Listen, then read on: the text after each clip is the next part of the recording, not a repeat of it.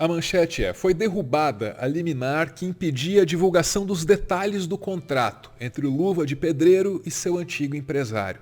Mais informações vieram à tona e só dá para concluir que a situação do Luva era ainda pior do que se pensava. Dizia que era para gravar toda hora conteúdo, quantidade, ele queria quantidade, ele tratava igual um prisioneiro, pô.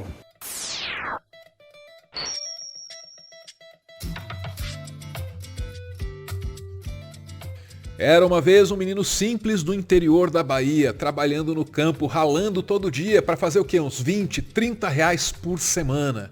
Felizmente tinha como alívio o futebol. Futebol como lazer e como sonho. Meu nome é Irã Santana Alves, moro na Tabua, Quijingue. Eu tenho uns 20 anos. Eu comecei a jogar bola com 5 anos de idade. Eu sempre tive aquele sonho de ser jogador de bola profissional. Mas como as coisas é difícil, aqui não tive oportunidade, ficou meio difícil. Eu vou focar agora em fazer vídeo, conteúdo magnífico, sensacional, daquele jeito só sabe o Luva de Pedreiro, tá ligado, né? Magnífico, sensacional. Sim! E o negócio do Irã era o futebol europeu, invariavelmente jogado por homens de luva. E aí o Irã, mesmo sob o sol da Bahia, resolveu arrumar uma luva para ele também. Eu assistia muito jogador jogando de luva e eu disse, quer saber de uma? Vou usar essas luvas aí para me inspirar igual eles jogando bola. Aí eu fui na casa de construção, de obra, fui comprar uma luva de predeiro. Aí quando eu fazia os vídeos com essa luva, todo mundo me chamava de predeiro, luva de predeiro. Aí só me criticando, luva de predeiro, comprar uma luva boa, uma luva de marca, da Nike. Eu disse, quer saber de uma? Eu vou jogar esse apelido pra mim, pra ninguém me chamar mais, como incentivo. Por isso que eu botei luva de predeiro. É por isso que todo mundo me critica, aí eu não ligo. O importante é isso, não ligar igual eu. Fui muito criticado, mas como eu sou brasileiro, eu não ligo pra crítica, pra nada. Nós somos os melhores, graças a Deus. Por isso que eu tô aí, graças a Deus. Luva de predeiro, internamente invadindo o mundo. E nasceu assim o Luva de Pedreiro, um fenômeno nas redes. No Instagram tem mais gente seguindo o cara que seguindo o Flamengo. O Luva é maior que a torcida do Flamengo. No TikTok então nem se fala, são mais de 18 milhões de seguidores a essas alturas.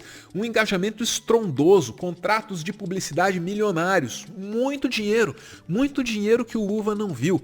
Aí os seguidores, que ele chama aí de tropa, começaram a perceber que havia algo estranho. As desconfianças surgiram. E as desconfianças se voltaram contra quem? Contra o empresário do Luva, um cara chamado Alan.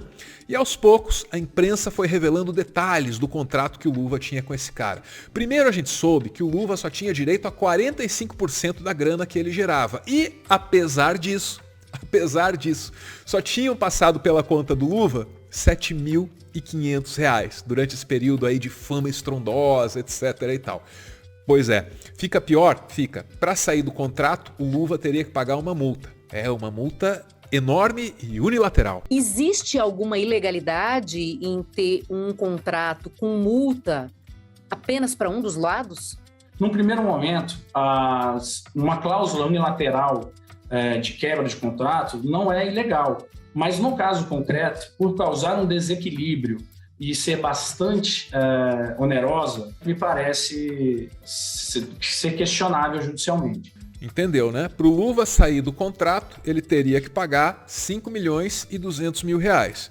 Para o empresário sair do contrato, ele não teria que pagar nada. E tem um agravante, é que o Luva pode ter sido induzido, na base da má-fé, a assinar um contrato que ele não tinha nem condição de compreender. O que dizia esse contrato? Eu sei lá, nem li, não sabia de nada, eu não sei muito ler não, esse negócio. Sou meio fraco. Você estudou até a sétima. E teu pai também não? Pai não sabe não também, pai não estudou não. Uma multa de R$ 5.200.000. Talvez essa tenha sido a razão para que o Luva tenha demorado tanto aí para se afastar desse empresário, né?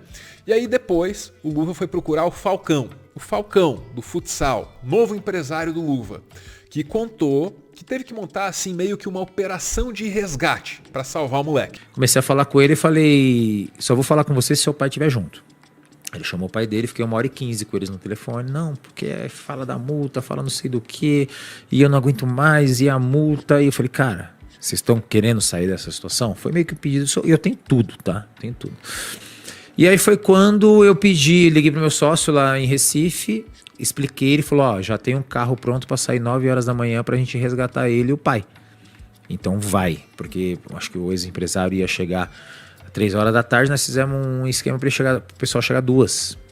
E a gente poderia sim considerar isso uma fuga, porque o próprio Luva disse que se sentia um prisioneiro, cárcere privado. Na primeira entrevista ao Fantástico, Luva disse que mais do que dinheiro, o problema era a falta de liberdade. Eu me sufocava muito e não dizia que prometia tanta coisa, eu não podia sair, eu queria viver, pô. Tá entendendo? Eu tava triste. Era tipo um cárcere privado mesmo. E cadê o empresário? Cadê o empresário que é alvo de tantas e tantas suspeitas? O que esse cara poderia dizer em nome da própria defesa? Bom, basicamente ele disse que a família do Luva gostava muito dele. Então não havia nada de errado.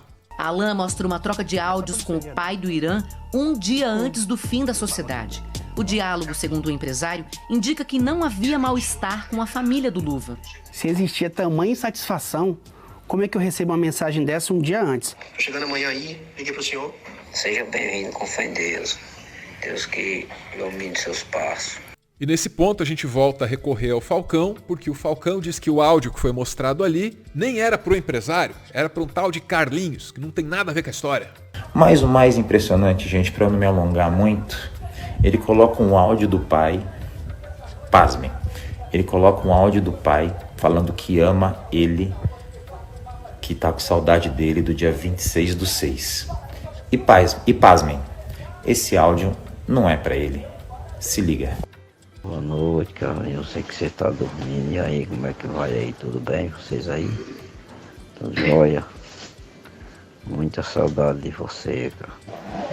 Então, gente, o áudio colocado na matéria não foi pro Alan, foi pro Carlinhos. Mas na matéria não tinha o Boa Noite, Carlinhos, só tinha o que interessava. Então, acho que por essa aqui já podemos...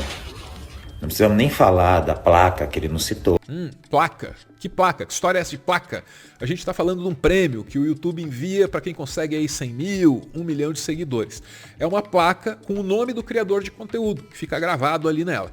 Essa placa do Luva não tem só o nome do Luva, não. Tem o nome do empresário. E, na boa, isso não existe. Isso não é normal. Chegou a botar o nome da empresa na plaquinha que os influenciadores ganham quando atingem um grande número de seguidores. Tá lá, Luva de Pedreiro by ASJ Consultoria. Aí, minha tropa, meus seguidores, disse que estava errado essa parada. Até o Neymar entrou na polêmica. Ele questionou por que a placa não tinha apenas o nome do Luva de Pedreiro. Irã conta que foi então obrigado pelo empresário a inventar uma desculpa. Foi correndo dizer pra eu ligar pra Neymar, pra mandar um áudio, dizendo assim, que eu tinha outra placa, pra mentir pra Neymar, tá entendendo? Mas você não mandou o áudio?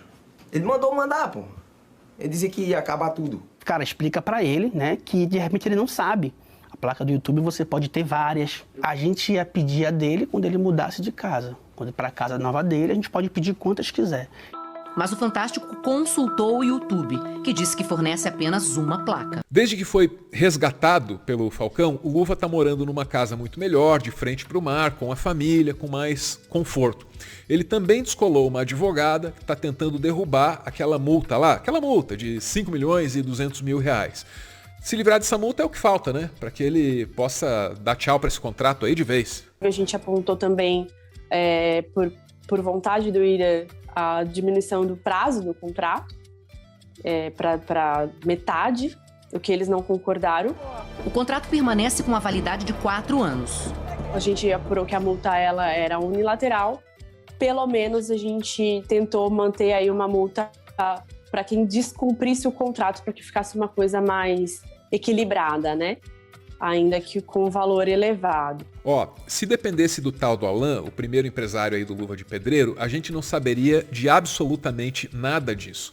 É que o Alan, o empresário, ele foi à justiça e conseguiu uma liminar que impedia a TV Globo e a Record de revelar lá qualquer detalhe desse contrato.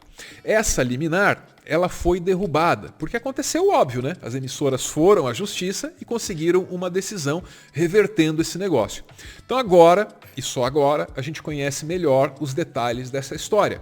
Uma história que pode ter um capítulo muito importante no final desse mês. É que no final desse mês, o Luva e o antigo empresário, eles têm uma audiência de conciliação. Se der tudo certo, o Luva vai conquistar a sua liberdade, ainda que tardia. Para continuar fazendo conteúdo e, quem sabe, expandir o projeto, o Meteoro depende de contribuições. A chave Pix do canal é essa aí, pixmeteoro@gmail.com. Você pode ajudar, mas claro, só se você quiser. Muito, muito obrigada por ver esse vídeo até o final!